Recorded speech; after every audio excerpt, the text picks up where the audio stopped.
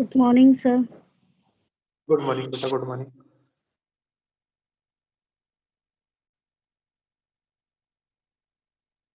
आज हम पढ़ने जा रहे हैं, बहुत इंपॉर्टेंट टॉपिक है, कार्डियोवैस्कुलर डिजीज। कार्डियोवैस्कुलर डिजीज आप लोग जानते हैं, रिलेटेड टू हार्ट। कार्डियो यानी related to heart. Heart, very good. यानी जो हमारी हार्ट की डिजीज है, जिनमें हमारा हार्ट इफेक्ट होता है, जो हमारी आर्टरीज हैं, कोरोनरी आर्टरीज हैं, वो इफेक्ट होती हैं, और उसके फिर क्या क्या कॉम्प्लिकेशंस होते हैं, आज ये हम सब जानेंगे। कौन कौन सी कार्डियोवैस्कुलर डिजीज होती हैं, क्या उनके रिस्क फैक्टर होते हैं, क्या साइन सिम्टम्स होते हैं, कैसे उनको हम प्रिवेंट कर सकते हैं कार्डियोवैस्कुलर डिजीज को। कार्डियोवैस्कुलर डिजीज यानी इसको सीवीडी भी हम बोलते हैं, शॉर्ट में CVD, are the leading cause of death globally. आप देख सकते हैं पूरी ग्लोबली, वर्ल्ड वाइड एक बहुत कोज है, एक कारण है डेथ होने का। आप देख सकते हैं नॉर्मली भी कितनी आजकल बढ़ चुकी है हार्ट की बीमारी, ठीक है। एंड एस्टिमेटेड, ये एक एपिडेमियोलॉजी है, ये इससे आप पहले समझेंगे कि क्या क्या इसका कितनी पॉपुलेशन को इफेक्ट करता है, ठीक है, क्यों होती है कार्डियोवैस्कुलर डिजीज। जैसे कि मैंने बताया, cardiovascular disease are the leading cause of death globally. An estimated 17.9 million people died from CVDs in 2019। अगर एक डेटा की बात करें, एक देखें परसेंटेज, तो 7.9 million people died from coronary artery disease से भी, यानी कार्डियोवैस्कुलर डिजीज से भी। आप देख सकते हैं representing 30% of all global death, 32% of this death, 85 were due heart attack and stroke, ठीक है। अगर हम बात करें उसमें, अगर 100% वहां कहीं पे डेथ हुई तो 32% ऑल ग्लोबल में। अगर 32% डेथ होती है पूरे वर्ल्ड वाइड, ठीक है, पूरे ग्लोब में, तो उसमें से 85 ऐसा होता है कि वो हार्ट अटैक या स्ट्रोक की वजह से हुई, ठीक है।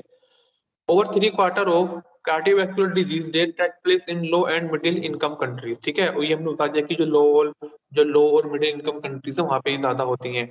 17 million premature death under the age of 70 due to non communicable disease in 2019।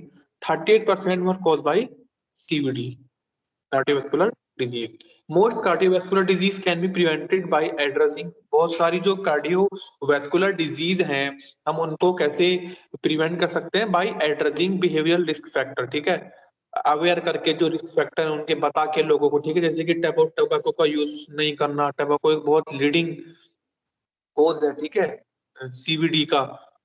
Unhealthy diet, obesity, physical inactivity और हार्मफुल यूज ऑफ एल्कोहल, ये क्या करता है? हमारे हार्ट को इफेक्ट करता है, alcohol intake. It is important to detect cardiovascular disease as early as possible so that management with counselling and medicine can be, ठीक है।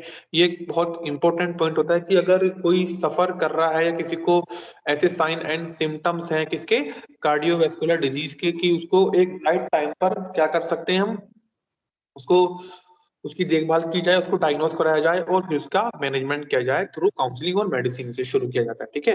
सो ये हो गया हमारा एक ब्रीफ डिस्क्रिप्शन अबाउट सीवीडी यानी कार्डियोवैस्कुलर डिजीज। नेक्स्ट,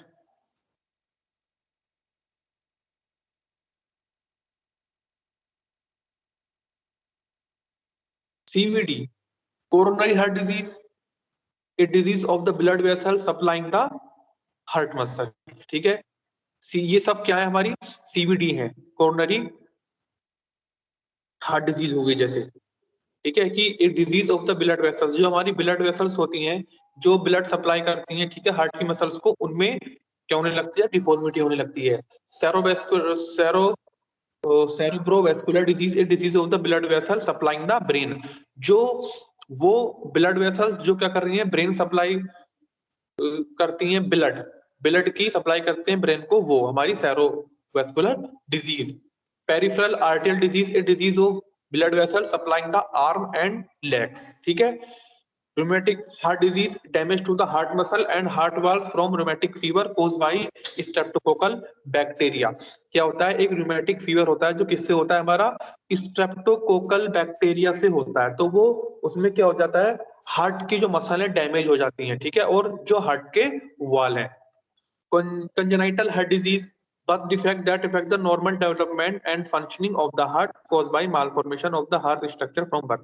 कंजेनाइटल की हम बात करें, कहीं पर भी अगर ये वर्ड आ जाता है कंजेनाइटल, तो कंजेनाइटल का मतलब होता है बाय बर्थ, यानी उसको बर्थ से ही वो डिजीज है, जैसे वो पैदा हुआ और उसको वो डिजीज हुई, तो क्या हो गया हमारा congenital heart disease.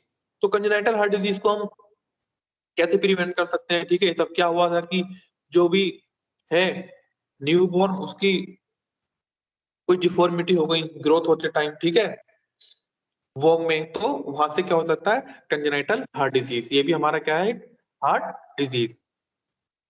Now good morning sir. deep vein thrombosis and pulmonary embolism, the blood clot in the leg veins which can dislodge and move to the heart and lungs। ठीक है, deep vein thrombosis हो जाता है, वो भी किसी के जो हमारे क्या होने लगता है, ब्लड क्लॉटिंग हो जाती है लेग की जो वेन्स होती हैं उनमें, उनसे क्या हो जाता है, जो फिर हमारा हार्ट की को और लंग को जो ब्लड सप्लाई चाहिए होती है वो नहीं जा पाती है प्रॉपर। ठीक है, तो these are the CVD, cardiovascular disease. Now let's talk about the risk factor of these disease. क्या क्या रिस्क फैक्टर हैं जिनसे ये ज्यादा चांसेस होते हैं होने के, जो हमारी कार्डियोवास्कुलर डिजीज है।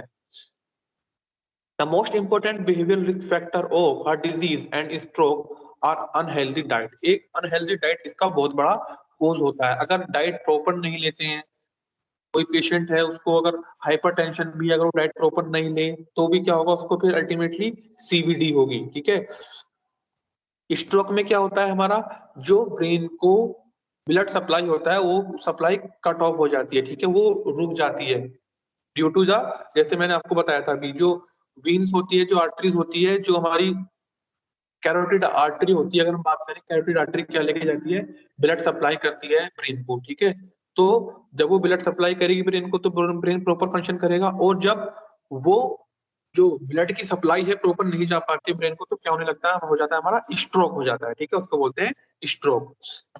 फिजिकल इनएक्टिविटी बहुत कम है तो बहुत ज्यादा चांसेस होते हैं। ठीक है, टोबैको यूज, जैसे मैंने पहले बताया, टोबैको यूज एक बहुत बड़ा कॉज है सीवीडी का, कार्डियोवास्कुलर डिजीज का। Harmful use of alcohol, excessive use करते हैं एल्कोहल का। The effect of behaviour risk factor show up individual as raise blood pressure, raise blood glucose. अगर बात करें कि किस तरीके से रिस्क फैक्टर हम पहचान सकते हैं कि ये कार्डियोवास्कुलर डिजीज हो जाएगी या ये सीवीडी के साइन क्या होने लगता है, कुछ बॉडीज में जो है हमारे जो फंक्शन है उसमें चेंज होने लगते हैं। ठीक है, कुछ जो प्रोसेस हैं उनमें चेंज होने लगता है बॉडी के अंदर, जैसे क्या होने लगता है, raised blood pressure. Blood pressure का बढ़ना, ब्लड प्रेशर का बढ़ना एक क्या है, एक इंडिकेशन देता है कि ये कोई डिजीज हो सकती है, कौन सी, हमारी कार्डियोवास्कुलर डिजीज। ब्लड ग्लूकोज, अगर ब्लड ग्लूकोज ज्यादा बढ़ जाता है तो क्या हो जाता है, डायबिटीज हो जाता है। डायबिटीज से फिर क्या होने लगता है, किडनी के इफेक्ट करता है, फिर उससे भी हमारी क्या होती है, सीवीडी। ब्लड लिपिड, अगर हमारे जो ब्लड में लिपिड है वो ज्यादा बढ़ जाता है। ठीक है, ओवरवेट एंड ओबेसिटी, ओवरवेट भी होना और ओबेसिटी भी होना, ये क्या है, एक बहुत बड़ा रिस्क फैक्टर है। लिपिड से क्या होता है, यानी जो कोलेस्ट्रोल है वो क्या हो जाता है, जो हमारी कोरोनरी आर्टरी होती है, कोरोनरी आर्टरी में क्या होने लगता है, वो इकट्ठा डिपोजिशन होने लगता है। ठीक है, जब वो डिपोजिशन होने लगता है तो उसको क्या कर देता है, थोड़ा थिक कर देता है, थिक हो जाती है, मोटी हो जाती है कोरोनरी आर्टरी। और जब वो थिक हो जाती है और थोड़ी नैरो हो जाती है तो क्या होता है, उसमें प्रॉपर ब्लड की सप्लाई नहीं हो पाती है। ठीक है, तो उससे क्या हो जाता है, हमारा एक डिजीज हम बोलते हैं उसको एथरोस्क्लेरोसिस। आप लोग याद रखेंगे उसका नाम, एथरोस्क्लेरोसिस। एथरोस्क्लेरोसिस क्या होती है, डिजीज होती है जिसमें डिपोजिशन होने लगता है कोलेस्ट्रॉल का हमारी कोरोनरी आर्टरी में। ठीक है, तो इसलिए हमें क्या है, यहाँ पे मेंशन किया गया है कि रेज ब्लड लिपिड, लिपिड को हमें प्रॉपर नॉर्मल लेवल पे रखना होता है। ठीक है, overweight and obesity, these intermediate risk factor can be measured in primary care facilities and indicate an increased risk of heart attack, stroke, heart failure and other complication। ठीक है, जो भी ये रिस्क फैक्टर हैं, जो भी इंडिकेशन है, indicate करते हैं, अगर इनका हम प्राइमरी केयर ना लें, इन पर ध्यान ना दिया जाए तो फिर इससे क्या होने लगता है, इंक्रीज हो जाता है रिस्क, चांस बढ़ जाते हैं किसके, हार्ट अटैक के, ठीक है, स्ट्रोक के, हार्ट फेलियर के और अदर कॉम्प्लिकेशन, और भी हमारी अदर कॉम्प्लिकेशन हो सकते हैं। ठीक है, तो ये हमारा क्या हो गया, रिस्क फैक्टर किसका, सीवीडी का, कोरोनरी आर्टरी डिजीज भी बोल सकते हैं, वो उसका टाइप है, या cardiovascular disease. Sign and symptoms, sign and symptoms, chest pain, angina pectoris. Angina pectoris क्या है? एक सीवीडी है, कार्डियोवैस्कुलर डिजीज है, जिसका जो साइन एंड सिम्टम्स पहला माना जाता है क्या होता है? चेस्ट पेन होता है। और वो चेस्ट पेन क्या करता है? वो रेडिएट करता है शोल्डर से आर्म में साइड से, ठीक है, तो वो रेडिएट करता है, तो उसमें क्या होता है? एंजाइना, उसको हम बोलते हैं एंजाइना पेक्टोरिस। मायोकार्डियल इंफ्रेक्शन, मायोकार्डियल इंफ्रेक्शन भी क्या है? एक सीवीडी है। डायफोरेसिस, ईसीजी चेंजेस, आप ईसीजी कराते हैं उसमें जो पीक्यूआरएसटी वेव होती है उसमें चेंज आ जाता है, ठीक है। चेस्ट में हैवीनेस होना, डिस्पनिया होना, lack of oxygen, sir fatigue. Yes sir myocardial infarction क्या होता है मतलब? मायोकार्डियल इंफ्रेक्शन भी क्या है बेटा? एक तरीके का क्या है? हमारा सीवीडी है, कार्डियोवैस्कुलर डिजीज है, जिसमें जो हमारा हार्ट है वो जो बॉडी को नीड होती है ब्लड की, वो पंप नहीं कर पाता, ठीक है, प्रॉपर। क्लियर? हार्ट की जो एबिलिटी है पंप करने की ब्लड को, वो प्रॉपर नहीं कर पाता, तो उससे क्या होता है हमारा? उसको बोलते हैं मायोकार्डियल इंफ्रैक्शन। तो अगर मायोकार्डियल इंफ्रैक्शन हो रहा है, बॉडी में, हार्ट में कोई दिक्कत आ रही है ब्लड को पंप करने में, ठीक है, और उस ऑर्गन तक पहुंचाने में जो हमें चाहिए, तो उससे क्या, ये भी एक सिम्टम्स है, ठीक है, किसका? सीवीडी का। क्लियर? जी सर। गुड। अब बात करें चेस्ट हैवीनेस, आप लोग सब जानते हैं, ठीक है। एक वर्ड है यहाँ पे डायफोरेसिस। डायफोरेसिस हम समझ सकते हैं कि स्वेटिंग, एक्सेसिव स्वेटिंग होना, ये सब, ठीक है। फैटिग, जैसे मैंने बताया आपको, feeling of tiredness. Now causes, causes की हम बात करें, व्हाट आर द कॉजेस? क्या ऐसे रीजन है जिससे डाइस ज्यादा सर होती है? यस डाइस्पिनिया क्या है सर? यस, डाइस्पिनिया। स्लाइड पे जाता हूँ एक मिनट।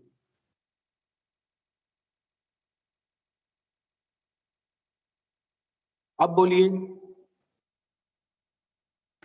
सर डाइस्पिनिया फटीग के ऊपर। डिस्पनिया, अच्छा डिस्पनिया पूछना चाहता है, ठीक है। शॉर्टनेस ऑफ ब्रीथ, मैंने बताया तो था, शॉर्टनेस ऑफ ब्रीथ, सांस लेने में दिक्कत होने को मेडिकल टर्म में हम क्या बोलते हैं? डिस्पनिया। आपको ये टर्म्स याद भी याद रखनी है, क्या बोलते हैं? Dyspnoea, shortness of breath, dyspnoea. Clear?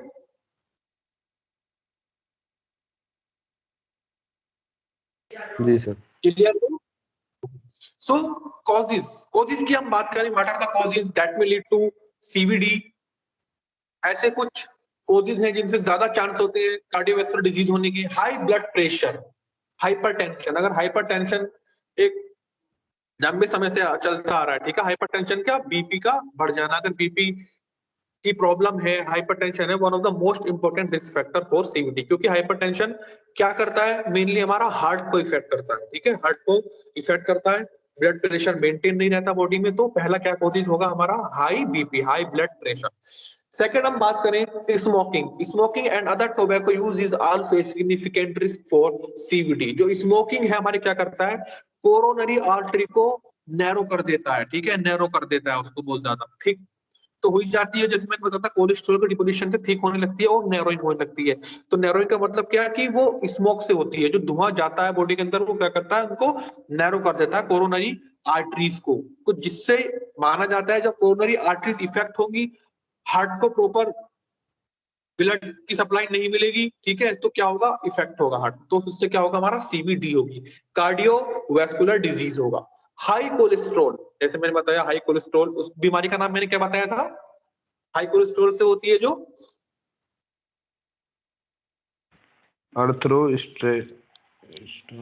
Atherosclerosis,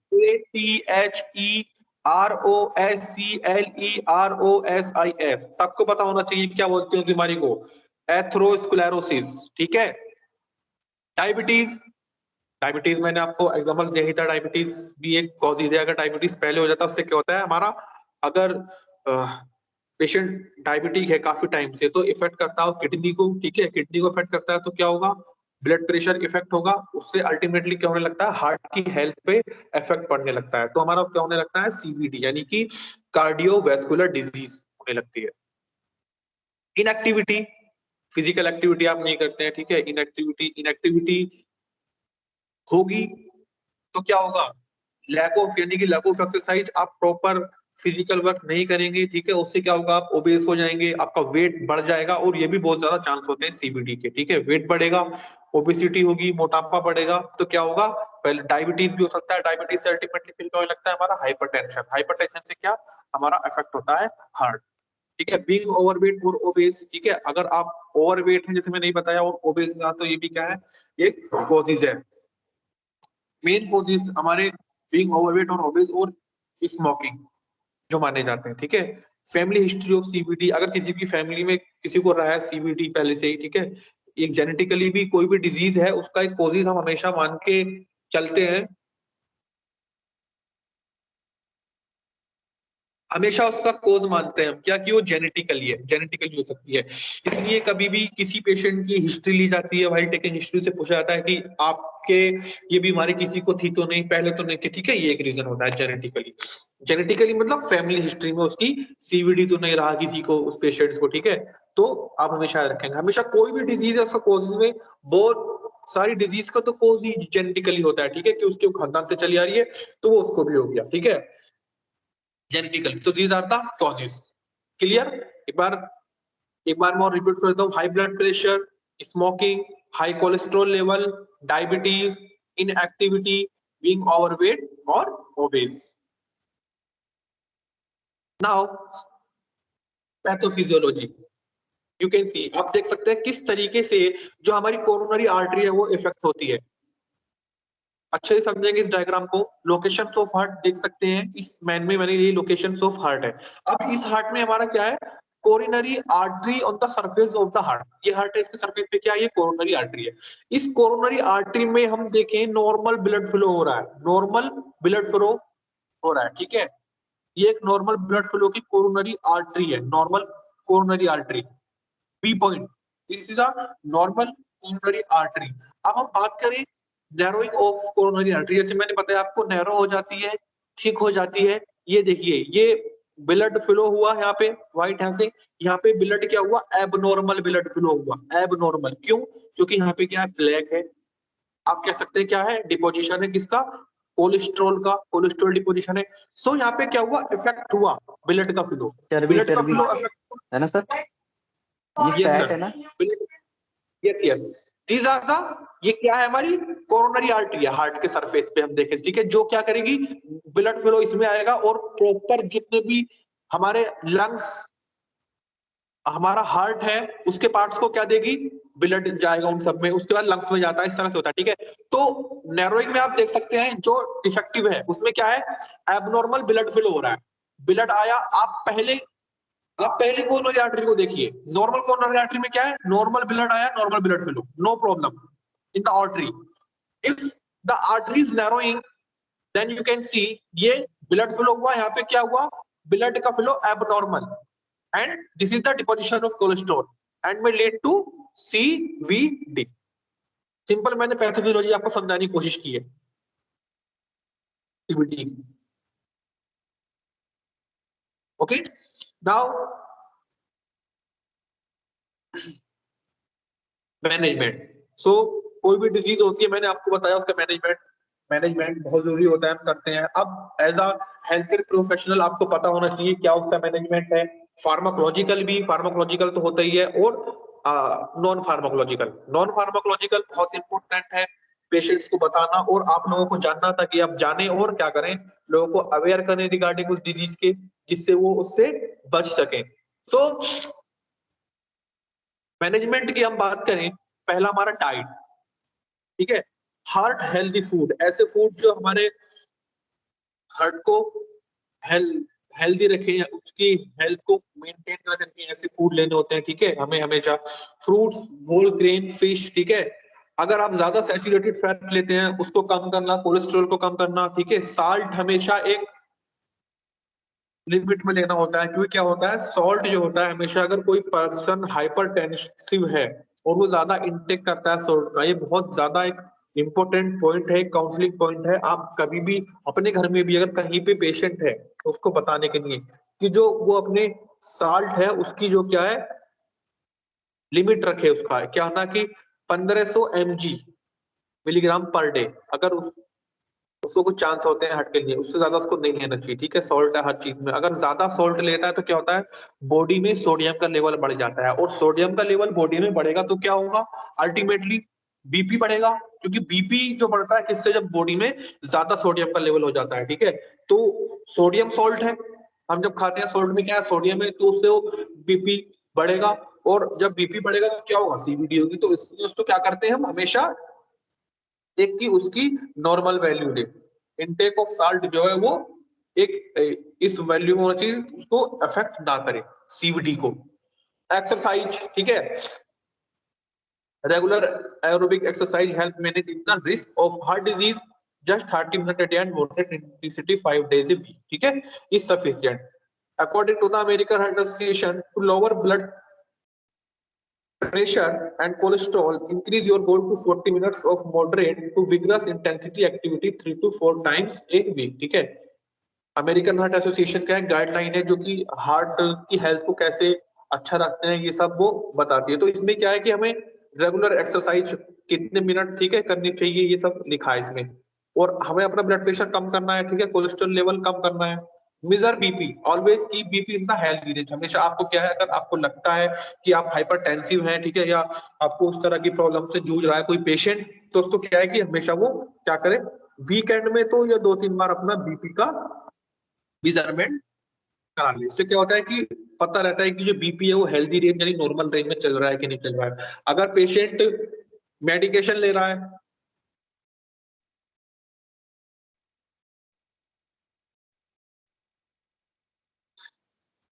patient medication ले रहा था, उसको लगा कि अब वो ठीक है, उसने छोड़ दिया है, ठीक है, तो भी उसको मॉनिटरिंग करनी होती है इसकी ब्लड प्रेशर की, ठीक है। और मेडिकेशन ले रहा है तब भी उसको करनी होती है कि ज्यादा डाउन ना हो जाए या ज्यादा नहीं तो नहीं बढ़ गया है बीपी, ठीक है। ये सब stop smoking and limit alcohol, मैंने आपको बताया स्मोकिंग हमें कम से कम, ठीक है, और अल्कोहल की लिमिट अगर लेता भी है तो एक लिमिट में लिया जाता है, यानी कि बहुत ओवर यूज जो होता है अल्कोहल का अफेक्ट करता है बहुत ज्यादा, ठीक है।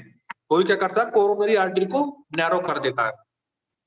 गेट इनफ स्लीप, ठीक है, 6 to 8 hours इन नाइट। एक इनफ स्लीप एक अच्छी हार्ट की हेल्थ के लिए जरूरी होती है, ठीक है। Lack of sleep has been linked to high blood pressure. अगर लैक ऑफ स्लीप आप प्रॉपर नींद नहीं ले पाते हैं तो क्या होता है उससे हाई ब्लड प्रेशर होने के चांस ज्यादा होते हैं, ठीक है। और फिर किसके रिस्क होता है वो स्ट्रोक का और हार्ट अटैक का। Aim for 6 to 8 hours in night. तो क्या होना चाहिए अगर हमें उसको मैनेज करना है क्या कि कम से कम 6 से 8 घंटे रात में नींद लेनी चाहिए, ठीक है, सीवीडी से बचने के लिए, अपनी हेल्थ को अच्छी रखने के लिए, स्पेशली हार्ट की हेल्थ को, ठीक है, ताकि कोई सीवीडी ना हो, कोई सीवीडी का सिम्टम्स बॉडी में ना आए और पेशेंट कोई भी इंडिविजुअल है वो इससे अफेक्ट ना हो।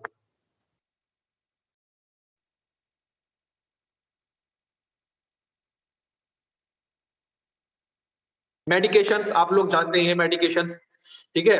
Discuss your risk with your doctor. Medication such as statins and aspirin are powerful tools that apply to certain patient. Statins जो होते हैं, ठीक है, स्टैटिन्स जैसे आपने पढ़ा होगा एंटी हाइपरलिपिडेमिक ड्रग में वो सब स्टैटिन्स होते हैं, ठीक है। सिम्वास्टेटिन, रोसवास्टेटिन ड्रग आते हैं हमारे, एस्पिरिन आता है। एस्पिरिन क्यों देते हैं क्योंकि क्या होता है ब्लड थिनर होता है, ब्लड को थिन कर देता है। अगर कहीं कोरोनरी आर्टरी में ऐसा लगता है कि वहां पे ब्लड का प्रॉपर फ्लो नहीं हुआ तो उसको ठीक कर देता है, ठीक है, स्टैटिन्स एस्पिरिन। और अगर पेशेंट्स को हाइपरटेंशन है तो क्या हम एंटी हाइपरटेंसिव ड्रग, ठीक है, उसको ब्लड प्रेशर को कंट्रोल करने के लिए, बीपी है तो उसको कंट्रोल करने के लिए anti diabetic drugs, these are the management, ठीक है। ये सब क्या मैनेजमेंट है हमारा किसका सीवीडी का। Now 7 steps to a healthy heart. आप देख सकते हैं ये 7 स्टेप्स ताकि आपके जो हार्ट की हेल्थ है वो सही रहे। Avoid smoking, move your body, improve your diet, get to a healthy weight, maintain healthy cholesterol, lower your stress level, practice good hygiene, ठीक है। These are the 7 steps through which you can keep your heart healthy. All you should know these steps, जितने भी ये steps आपको पता होने चाहिए ताकि आप लोगों को बता सकें as a health care professional. तो क्लियर?